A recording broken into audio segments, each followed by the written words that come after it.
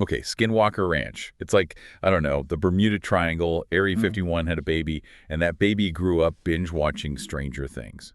Oh, We're doing a deep dive today into a review of Skinwalkers at the Pentagon, a book that really digs into this place, Skinwalker Ranch, yeah. and the government's strange interest in it. And we're going beyond the kind of crazy headlines, right? We're asking, like, what if some of this stuff is actually true? Right. Because the review lays out the whole history of the ranch going back decades. And, I mean, it's all there, UFO sightings, cattle mutilations, and like, creatures, actual creatures that researchers say they've seen. I mean, come on, we're talking like dogmen, glowing orbs, and something called, get this, a dino beaver. Yeah, I read about that. Like, what even eye is that? It sounds more like a Saturday morning cartoon, not something lurking around on a remote ranch in Utah. But here's the thing, and this is where it gets really interesting to me. You have this place, Skinwalker Ranch, right? And it's like this fringe topic. People, like the paranormal world, they whisper about it.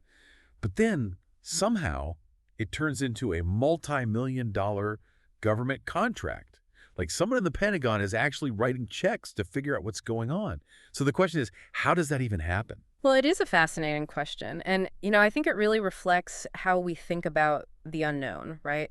Like, if you look back at, say, Project Blue Book back in the 50s, the government, they were interested in UFOs, but it was all driven by the Cold War. It was about potential threats from other countries. But with Skinwalker Ranch, it seems different. It's not about geopolitical rivals. It's like you're actually considering things that a few decades ago people would have said were totally crazy. Right. It's like we went from, is that a Soviet spy plane to, is that a dino beaver in like, what, 50 years? Right. Exactly. So how does that shift happen? What takes this place, Skinwalker Ranch, from being a local legend to a serious Pentagon-funded project? A lot of it, honestly, it traces back to this guy, Robert Bigelow. He's a billionaire, and he's really into UFOs and all that paranormal stuff. He buys the ranch, Skinwalker Ranch, and he starts this institute called the National Institute for Discovery Science, NIDS. And NIDS starts looking into all the strange things happening on the ranch. They bring in researchers, people like Colm Kelleher. He actually becomes a big part of this government program, the one we're going to talk about in a minute. Okay, and that takes us to the world of, well, honestly, kind of spooky government programs with even spookier acronyms, right? Yeah. This is where we get the Advanced Aerospace Weapons System Applications Program. Yeah, the AAWSAP. Kuichi writes, right. But the book review really digs into it, and it basically says that this program, the AAWSAP, it was top secret, completely buried in layers of, well, secrecy. And its job, its mission, was to figure out if Skinwalker Ranch and all the craziness happening there was a threat, like a national security threat. Exactly. Okay, so we've got this whole thing, right? Mysterious ranch, all this weird stuff happening, and then the government swoops in, super secretive, trying to figure it all out. But then it gets even weirder because the review, it mentions this other program, not just AATIP, but AATIP. What is that all about? Yeah, it's almost like they're messing with us, throwing all these acronyms around. And the review actually kind of suggests that maybe that's the point. You think? It's like, imagine a magician, right? They're waving their hands around, getting you to look one way while they're doing something else entirely with the other hand. It's misdirection. And these code names, AMBAS, AAT, they're like that misdirection. They obscure what the program is really about. It's like, if you don't even know what to call something, how can you even start asking questions about it? Right. It's like trying to find a needle in a haystack, but you don't even know what the needle looks like. Exactly. And it makes it almost impossible for anyone on the outside to follow the money, so to speak. Like if a journalist or even just a regular person wanted to file one of those Freedom of Information Act requests, a FOIA request. Right, to try and get some information. Exactly. They wouldn't even know where to start if they don't have the right name, the right acronym. Yeah. It's like a shield of secrecy, Which makes you wonder, if they're going through all that trouble to keep this stuff hidden, what are they so afraid of us finding out? I mean, seriously. That is the million-dollar question, isn't it? And the review really gets into that. Like, when the government is that secretive, it makes people distrustful. It just breeds all these conspiracy theories because when people don't know the truth, they tend to assume the worst. That's human nature, right? Yeah. Okay, so we've got the secrecy, the strange phenomena, but then we get to this whole other thing, this hitchhiker effect. I mean, that's where things start to get really strange, even for Skinwalker Ranch. Yeah, the hitchhiker effect. It's pretty out there. The book describes it as this thing that happens when people, particularly researchers, are exposed to, I don't know, certain anomalies at Skinwalker Ranch. It's like they start experiencing all these weird after effects even after they've left. Like what? Give me some examples. Well, the book mentions things like, really intense nightmares, hallucinations. Some people even have physical symptoms like they get sick. And these things, they can last for years. Wow. That's not your average souvenir to bring back from vacation. Yeah.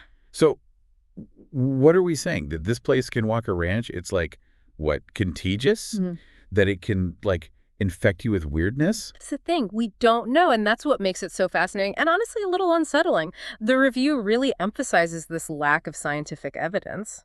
Right, because on the one hand, you've got these people, these researchers, who are supposedly trained observers. Right. And they're all saying, hey, this weird stuff happened to me, and it all started at Skinwalker Ranch. But then on the other hand, without any real scientific data, any way to independently verify what they're saying, it's just, well, stories. Exactly. And that's where things get, well, I think it raises some ethical questions. Because what about those people, the ones who believe they were affected by whatever's going on at Skinwalker Ranch? Are they being taken seriously? Right. Are they getting the help they need? Or are they just being dismissed because their experiences don't fit into our neat little boxes of what we consider normal?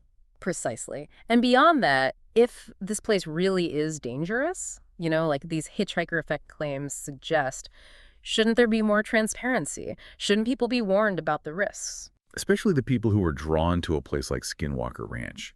The researchers, the curiosity seekers, the ones looking for answers, or maybe even like an experience. It's like going through the wardrobe into Narnia. But instead of Turkish delight, you might come back with some unwanted psychic baggage. That's one way to put it, and it brings up a really important point. Even if we don't fully understand what's happening, even if the mechanisms are a mystery, shouldn't we at least try to learn more? Right. If there's even a chance that this place could be harmful, shouldn't we be doing everything we can to protect people, both the people who are studying it and the general public? Absolutely. And speaking of potential harm, the review also mentions this incident with Dr. Travis Taylor, one of the scientists who was working at Skinwalker Ranch.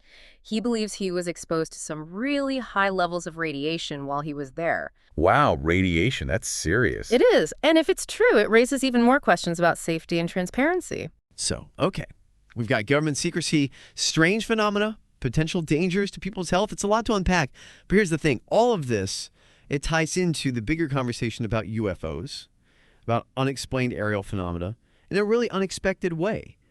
And it all comes down to this connection between Skinwalker Ranch and the 2021 UAP task force report, the one that basically said, yeah, there's stuff out there that we can't explain. So we've gone pretty deep here, haven't we? I mean, we're talking about Skinwalker Ranch, all the strange stuff that goes on there, the government's involvement, and the people who might be paying the price, experiencing things they can't explain. But it gets even more interesting because the review connects all of this back to the 2021 UAP task force report, the one that basically admitted that, yeah, there's stuff out there we can't identify. Right. That report was huge. It was like the government finally admitting, after all these years of denying it, that there are things in our skies, things they can't explain. Exactly. Things that seem to defy what we know about physics, about technology, about what's possible. And that's, well, it's a little unnerving, to say the least. Definitely.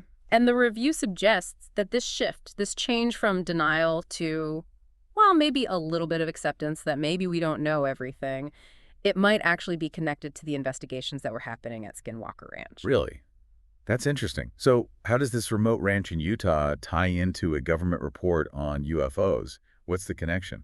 Well, the review points out that the lead scientist on that UAP task force report, the one that came out in 2021, was Dr. Travis Taylor. Wait a minute. The same Dr. Taylor who said he was exposed to all that radiation at Skinwalker Ranch? The one and only. Okay, now that can't be a coincidence. There's got to be more to that story. Right. It makes you think.